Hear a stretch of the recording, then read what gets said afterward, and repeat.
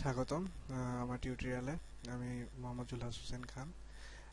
আজকের টিউটোরিয়ালে আমি দেখাবো আপনাদেরকে বুঝাবো যে ওআরএম জিনিসটা কি।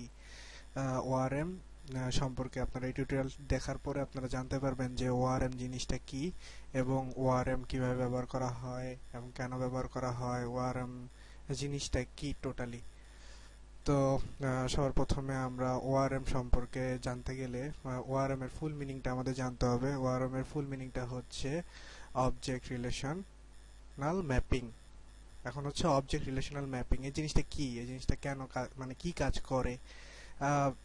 বেসিক্যালি মানে সব প্রোগ্রামিং ল্যাঙ্গুয়েজেরই ওআরএম সিস্টেমটা ব্যবহার করা হয়। যখন আপনি একটা ডাইনামিক কোনো প্রজেক্ট করবেন তখন ওআরএম সিস্টেমটা ব্যবহার করলে আপনার প্রজেক্টটা খুব দ্রুত এবং প্রজেক্টটা খুব তাড়াতাড়ি করতে পারবেন। তো অবজেক্ট রিলেশনাল ম্যাপিং হচ্ছে programming technique for converting data between relational databases and object oriented programming languages. মানে হচ্ছে যে আপনি আমরা বেসিক্যালি কি করি, যখন একটা প্রজেক্ট করি তখন এটার জন্য ডাটাবেস থাকে, ডাটাবেজে টেবিল তৈরি করি। তারপরে ওই ডাটাবেস থেকে ডাটাগুলো নিয়ে আমরা আমাদের, সাপোজ যদি আপনি ওয়েব ডেভেলপিং করেন তখন হচ্ছে আপনি ডাটাবেস থেকে ডাটাগুলো নিয়ে আপনার ওয়েবসাইটে শো করেন, তখন সেই ক্ষেত্রে আপনার কি করতে হয়, ডাটাবেজে যেয়ে আপনার জন্য বিভিন্ন ধরনের টেবিল তৈরি করতে হয়, ইউজারের জন্য ইউজার টেবিল, বিভিন্ন ধরনের টেবিল তৈরি করতে হয়। তো এই টেবিলগুলো যাতে আপনি অবজেক্ট ওরিয়েন্টেড প্রোগ্রামিং এর মাধ্যমে তৈরি করতে পারেন, সেই ফ্যাসিলিটিটা দিয়ে থাকে ওআরএম। মানে হচ্ছে আপনি আপনার কনভার্টিং মানে আপনি ডাটাগুলোকে কনভার্ট করবেন আপনার মানে আপনি অবজেক্ট ওরিয়েন্টেড ওয়ে, মানে অবজেক্ট ওরিয়েন্টেড ল্যাঙ্গুয়েজ সম্পর্কে আমাদের জানতে হবে যে অবজেক্ট ওরিয়েন্টেড কিভাবে কাজ করে। এখানে বিভিন্ন ধরনের ক্লাস থাকে, আমরা অবজেক্ট নিয়ে কাজ করি।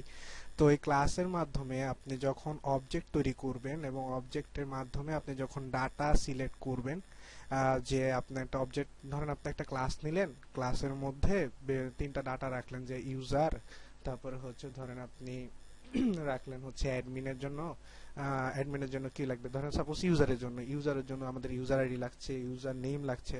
তো আপনি অবজেক্ট ওরিয়েন্টেড ওয়েতে আপনি এগুলোর অবজেক্ট তৈরি করে যখন আপনি অবজেক্ট রিলেশনাল ম্যাপিং ইউজ করবেন তখন এটা আপনার জন্য, আপনি যে কয়টা টেবিলের যেই অ্যাট্রিবিউটগুলো সেট করে দিচ্ছেন ওই অ্যাট্রিবিউট অনুযায়ী আপনার ডাটাবেস ক্রিয়েট করে দিবে অটোমেটিক্যালি। তার মানে কি, আমরা পুরো ডাটাবেসটা আমরা আমরা অবজেক্ট অবজেক্ট ওরিয়েন্টেড প্রোগ্রামিং ল্যাঙ্গুয়েজের মাধ্যমে হ্যান্ডেল করতে পারতেছি।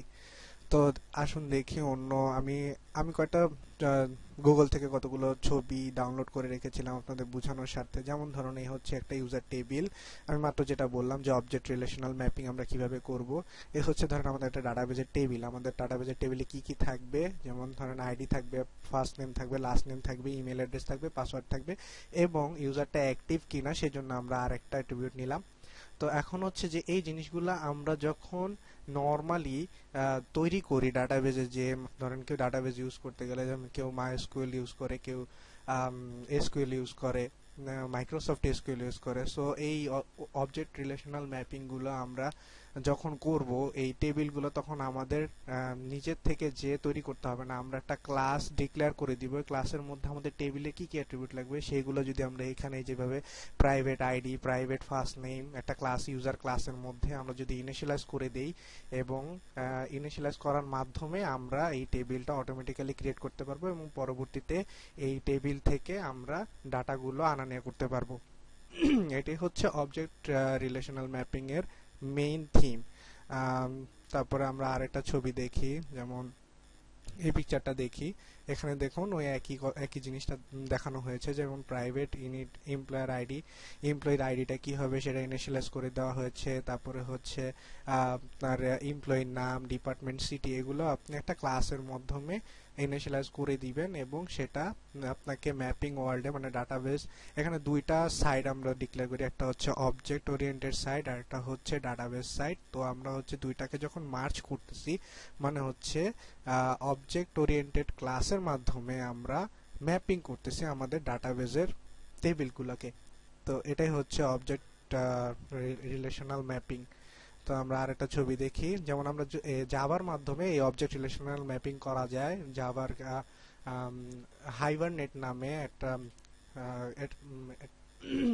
হাইবারনেট ইউজ করে আমরা জাভা ওআরএম ইউজ করতে পারি, জাভা অ্যাপ্লিকেশন দিয়ে, জাভা অ্যাপ্লিকেশন অবজেক্ট, তারপরে ওআরএম ডাটাবেস। তো এইভাবে সিকোয়েন্সিয়ালি সাজানো হয় জিনিসটা।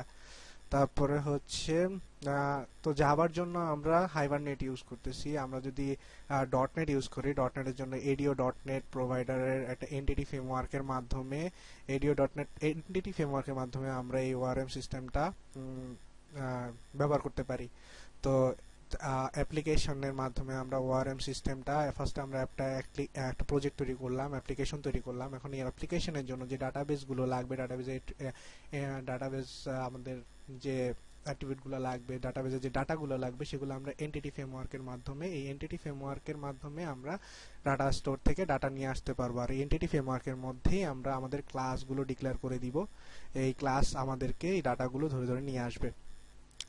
তো আশা করি বুঝতে পেরেছেন যে অবজেক্ট রিলেশনাল ম্যাপিংটা কি। অবজেক্ট রিলেশনাল ম্যাপিং হচ্ছে এটাই, যেটা হচ্ছে আপনাকে converting the data between relational databases and object oriented programming languages. মানে হচ্ছে আপনার অবজেক্ট ওরিয়েন্টেড ল্যাঙ্গুয়েজের মাধ্যমে আপনি ক্লাস ডিক্লেয়ার করে আপনার ডাটাবেস থেকে ডাটাগুলো আপনি অটোমেটিক্যালি টেবিল ক্রিয়েট করতে পারবেন এবং সেখান থেকে ডাটা নিয়ে আপনি ক্রুড সিস্টেম চালাতে পারবেন। ধন্যবাদ। আশা করি জিনিসটা বুঝতে পেরেছেন।